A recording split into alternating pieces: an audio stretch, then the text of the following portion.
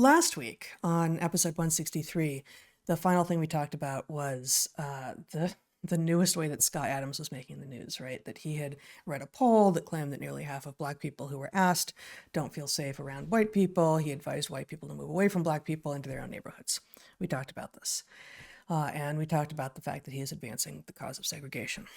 And, much ink and, airwaves have been spilled. That's not what happens to airwaves.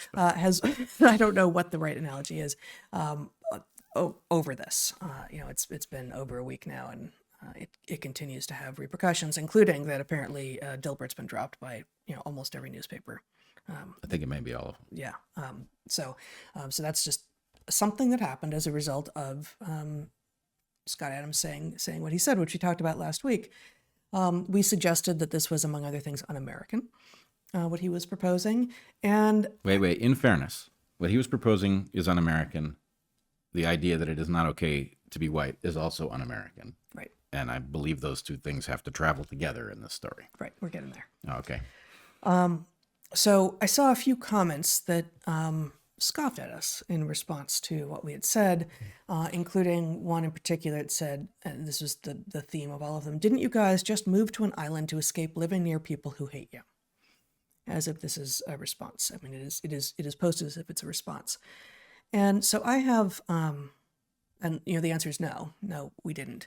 But it raises a couple of interesting issues that I think are worth us exploring, because although this would not seem to be in the wheelhouse of how to think scientifically, which is a large part of what we do here on air, we explore things scientifically.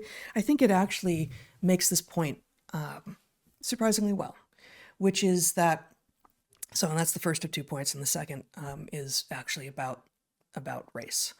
The first then is, again, the comment, and this is just one of a few that showed up. Didn't you guys just move to an island to escape living near people who hate you? Well, there's an observable fact. We just moved to an island. That is true. Did we move to an island to escape living near people who hate us? No, we didn't.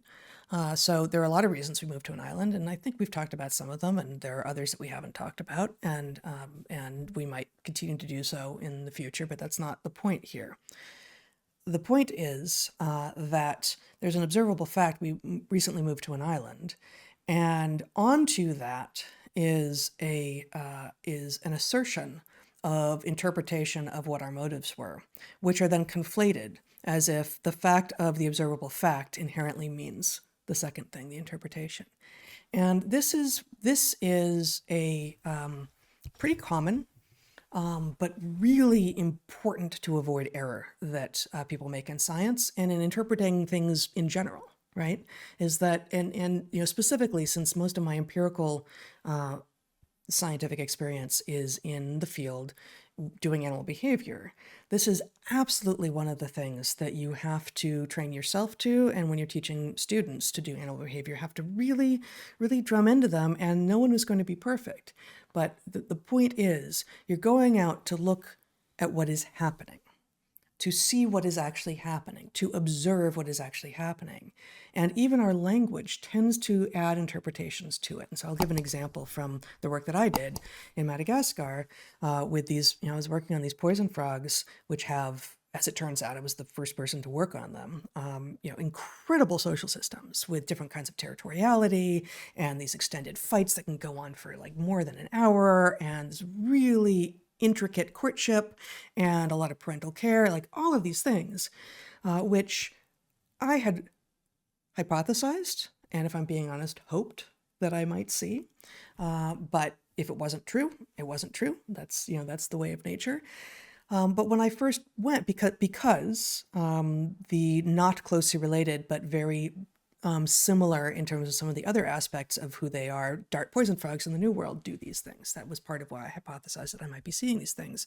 But when I first went, and I marked the frogs, and so I knew who I was looking at, and I would see them, two what I understood to be males, wrestling with one another for a very long time. It was important that I not write into my notes, fight.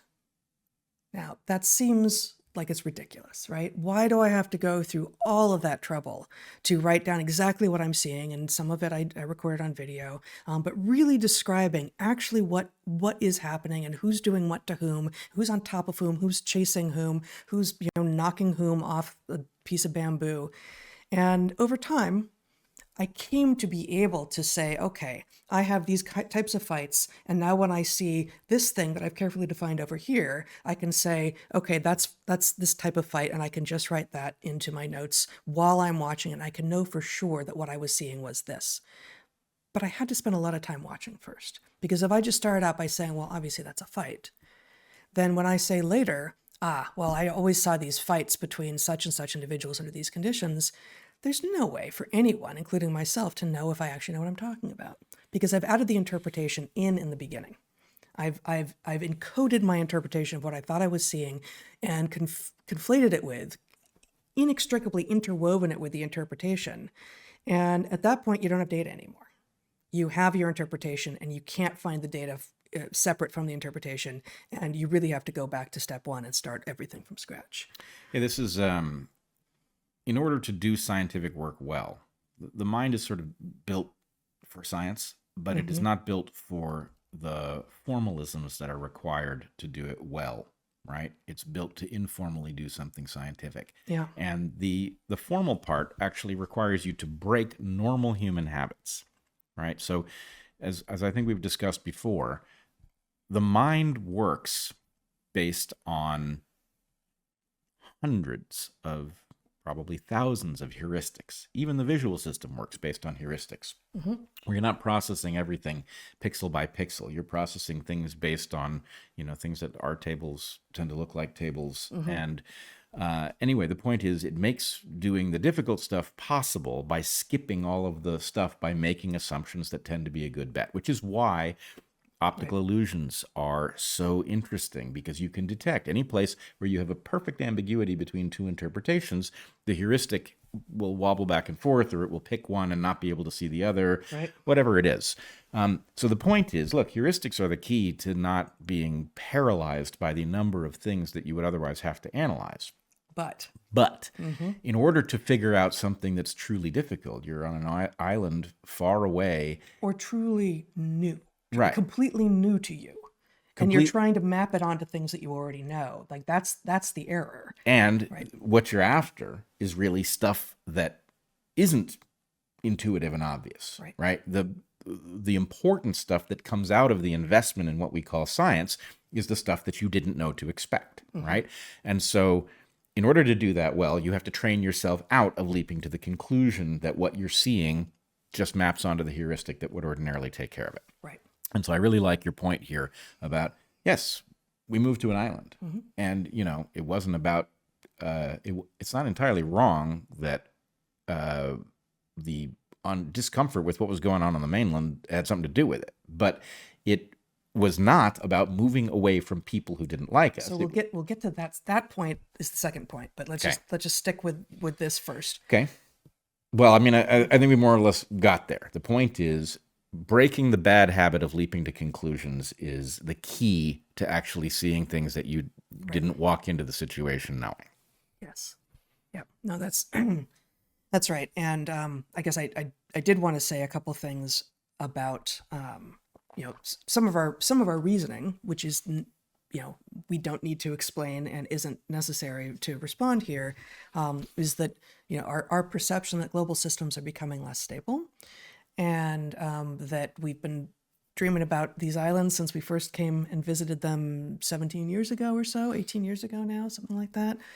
And frankly, the coyotes were driving us crazy.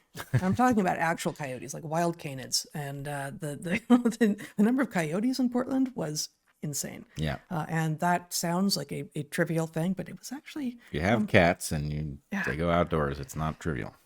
Yeah. And, is it true that there are some people in Portland who don't like us? Yeah, it's true. But I will say that I miss Portland. I've said this before. And I've gone back a couple times since we moved away. And I continue when I'm back there to have the experience that we were increasingly having before we left, which is not once in Portland have either of us had someone come up to us and berate us. But I don't know, 1 and 2, 1 and 3 times that one of us would go out and someone would come up to us to say thank you. So, I mean, if anything, it was the opposite sort of move. But the second point is, what if we had? Like, what if that had been the reason that we had moved? Can I pause you there, because I do want to put some flesh on these bones surrounding the concern about Portland. Okay. It is very different. Okay, so there are people in Portland who hate us, no doubt. Who cares? Well, we have to care, because what happened in Portland... That literally is where we're going. Oh, okay. Well, I don't know that. I thought you were moving on to this other point, but... Well, okay, we talked about this. Like, this is the other point. The other point is, what if we had done this? Like, what if the reason to move, which it wasn't, but what if the reason to move had been to get away from people who don't like us? Would this be the same thing as what Scott Adams was advising? No. Explicitly and formally not.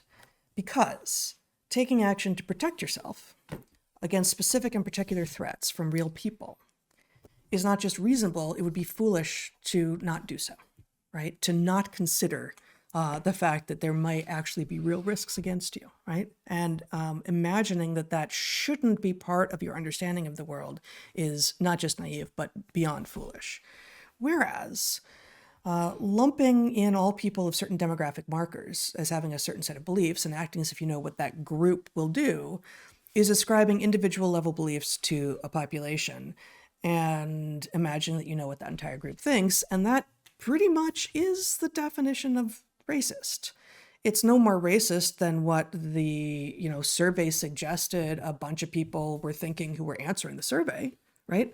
It's racist either way, but it is absolutely not the same thing to understand yourself as being in a situation where there are individuals who are very interested in doing you harm, as opposed to saying, oh, I know those sorts of people. Those sorts of people don't like my sort of people, and so therefore I'm going to separate myself from them. Really, totally, fundamentally different actions. Totally, fundamentally different.